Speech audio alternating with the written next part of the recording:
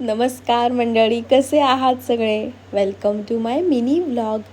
आज नाश्त्याला होते भोपळ्याचे घारगे आणि खारी पॅटीस. बाजूला केक पण दिसतोय ना, कारण आज एका मैत्रिणीचा बर्थडे होता.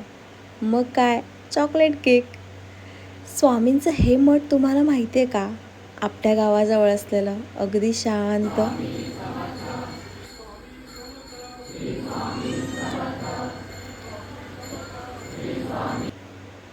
कसं प्रसन्न वाटलं ना.